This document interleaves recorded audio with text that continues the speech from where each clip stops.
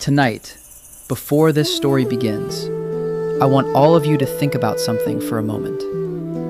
In this world, who is the one that silently wakes up early and stays up late for the family? Who hides their exhaustion and keeps pretending to be strong in front of their children? And who is willing to eat less, wear old clothes, and sacrifice everything just so their child can live a better life? That person is a father. Some fathers are not good at expressing love. They do not hug their children every day. They are not as gentle or sweet as mothers. But deep inside, they spend their entire lives silently sacrificing for their children. When we are young, many of us fail to understand that. We complain that our fathers are too strict. We feel ashamed of their poverty. We ignore the quiet sacrifices they make every single day. And only when we grow older do we finally realize that man has slowly grown old because of us.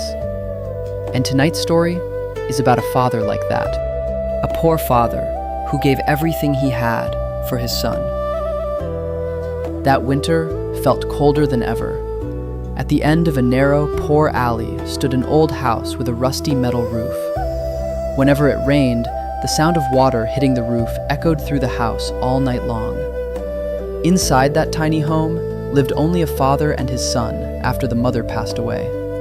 My father was a construction worker. Every morning, before the city even woke up, he quietly left home, wearing a faded shirt covered in cement dust and an old pair of shoes stitched over and over again. On freezing days, his hands cracked and bled from hard labor, but he never took a day off. When I was young, I hated being poor. I hated meals with only boiled vegetables and soy sauce. I hated the leaking roof whenever it rained. And worst of all, I was ashamed of my father. One day in middle school, during a parent meeting, I saw my classmates arriving with parents dressed beautifully and driving expensive cars. Meanwhile, my father stood silently outside the school gate, wearing dusty old clothes. I turned my face away, pretending not to know him. On the way home that day, my father quietly rode his bicycle. He did not scold me. He did not get angry. He stayed silent. After a while, he stopped near a small bread shop. He slowly took out a few wrinkled bills from his pocket and bought me a sandwich. Then he smiled softly and said, "Eat something. You must be hungry." I took the sandwich, but I said nothing.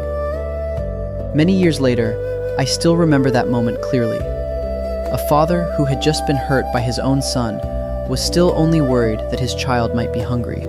After my mother passed away, my father never remarried. Someone once asked him, "Why don't you find someone to take care of you when you get older?" My father only smiled gently. "I'm afraid my son would feel hurt." Just one simple sentence. But he sacrificed the rest of his youth for me. Every night, he stayed awake, sewing my torn clothes under the dim yellow light. One midnight, I woke up and saw him sitting alone, coughing painfully while holding his chest. But when he noticed me awake, he quickly turned away and smiled. "Go back to sleep. You have school tomorrow." Adults are strange sometimes. They suffer, but pretend they are fine. They are tired, but refuse to rest, because they are afraid their children will worry. During high school, I became rebellious. I skipped classes, played games all night, and even got into fights. One evening, the police called home because I caused trouble at an internet cafe. That night, I thought my father would hit me, but he did not. He simply sat outside in the freezing cold for a very long time. His thin back trembled in the winter wind. Then he quietly said something I will never forget. "We may be poor, but I never wanted my son to become a bad person." I froze. For the first time in my life, I saw my father's eyes turn red. And in that moment, I realized something painful. The man standing before me was not as strong as I had always believed. He could feel pain, too. From that day on, I changed.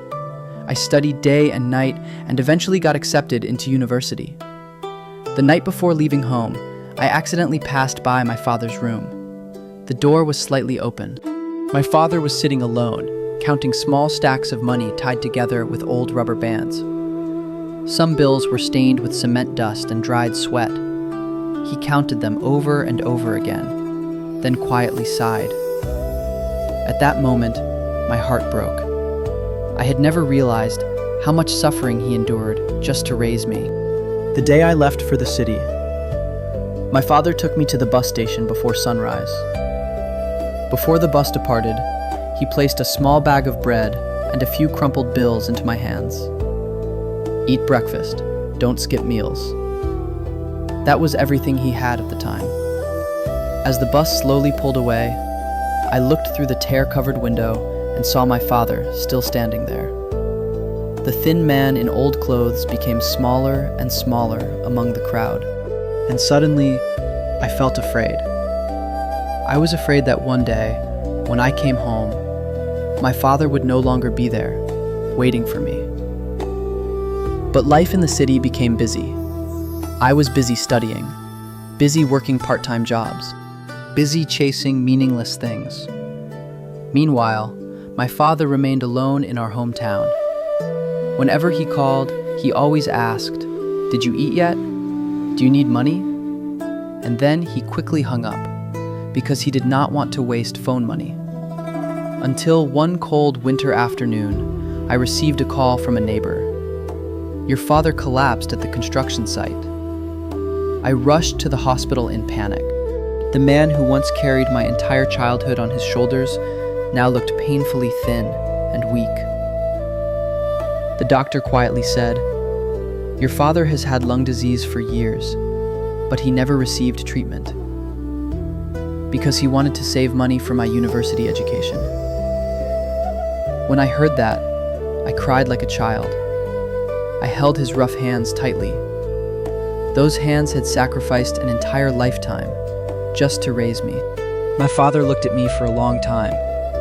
Then he smiled, a weak, heartbreaking smile. "My son has finally grown up." Those were the last words he ever said to me. That winter, my father left this world forever. After the funeral, I returned to the old house. His faded work shirt still hung quietly in the corner. His old sandals were still by the door, as if he had only gone to work and would return soon. I sat alone in the silent house for a very long time, and for the first time in my life, I truly understood. A father may never say, "I love you." He may never know how to express affection, but he is willing to sacrifice everything, even his entire life, just so his child can live in peace. My dear listeners, one day, our parents will grow old. Their hair will turn gray, their steps will become slower, and the eyes that once watched over us every day will slowly fade with time. So please, do not wait until it is too late to love them. If your father is still beside you today, sit next to him a little longer. Ask him, "Dad, are you tired?" Or simply say, "I love you." Because no father in this world is perfect, but almost every father loves his child in the greatest way he knows how. And perhaps the saddest thing in life is finally realizing how deep a father's love truly is, only after he is gone.